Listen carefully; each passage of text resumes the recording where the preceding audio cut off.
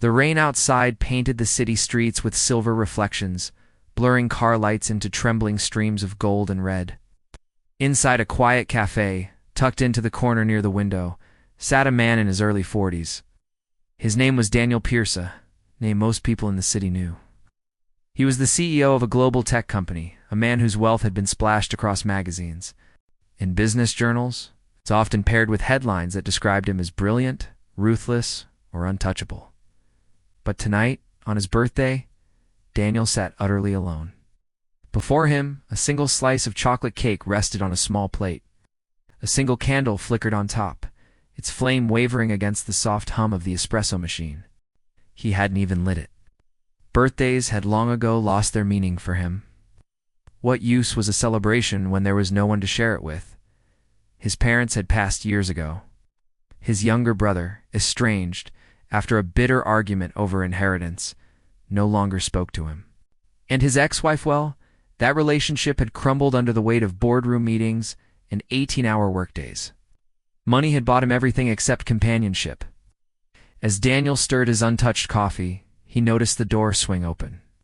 A woman hurried inside, drenched from the rain, holding the hand of a little boy no more than 6. She looked exhausted, her hair damp, her coat thin, her eyes carrying the quiet weight of someone who'd fought battles no one else could see. "Sorry," she told the barista softly. "We'll just sit for a while if that's okay." The cafe was nearly full, every booth taken, except for the small table where Daniel sat alone. The woman scanned the room nervously. Her son tugged at her sleeve, whispering, "Mommy, I'm cold." Daniel noticed the hesitation in her eyes. She clearly didn't want to intrude on him. But then, with a deep breath, she approached. "Excuse me," she said gently. "Would it be all right if my son and I sit here? Just until the rain slows?" Daniel looked at her for a long moment. Most days, he would have said no, preferring the comfort of solitude. But something inside him, maybe the loneliness clawing at his chest, made him nod. "Of course," he replied, pulling out the chair for the boy.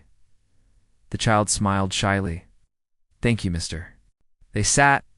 The boy, whose name was Ethan, wrapped his little hands around the cup of warm milk the barista brought him. His mother introduced herself as Claire. For a while, the three sat in silence, the storm outside filling the void. Daniel didn't know why, but he found himself speaking. "It's my birthday today," he said quietly, surprising even himself. Claire blinked. "Really? And you're spending it here alone?" Daniel forced a smile. "Seems that way." Ethan's eyes lit up. "Mommy? He has cake." The boy leaned toward Daniel eagerly.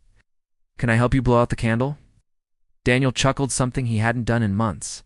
He looked at the untouched slice of cake. "I'd like that," he said. Together, the three leaned in. Ethan squeezed his eyes shut, made a wish, and blew. The flame vanished, and for a brief moment, the loneliness in Daniel's chest eased. Conversation flowed more naturally after that. Claire told him about her life, how she was a nurse, widowed young, when her husband died in an accident. She worked long shifts just to keep a roof over their heads. Ethan loved drawing superheroes and wanted to be the strongest man in the world so he could protect his mom. Daniel really listened in a way he hadn't in years. Claire's struggles were foreign to him, but her resilience stirred something in his heart. She wasn't complaining. She was surviving fiercely and quietly. At one point, Ethan fell asleep in his mother's lap. Claire brushed his hair tenderly, her eyes soft with love. Daniel watched them, and suddenly the glittering empire he had built felt hollow. When the rain finally stopped, Claire stood, adjusting Ethan carefully against her shoulder. "Thank you for letting us stay," she said with a warm, tired smile. "And happy birthday, Daniel. I hope it's the start of something good." Daniel nodded, but as she turned to leave, something inside him panicked. He didn't want the night to end with just a fleeting encounter. "Wait," he said, his voice unsteady. Would you let me buy you both dinner sometime? Nothing fancy? Just company." Claire hesitated. She had no reason to trust him. But then she saw the sincerity in his eyes. Not the gaze of a millionaire, but of a lonely man who, for once, wanted nothing more than to connect. She smiled softly. "All right, but only if Ethan approves." The boy, half asleep, mumbled, "I like him, Mommy." And just like that, something shifted. Over the weeks that followed, Daniel kept his promise. Dinners turned into laughter-filled evenings. Walks in the park turned into quiet conversations about life's losses and hopes.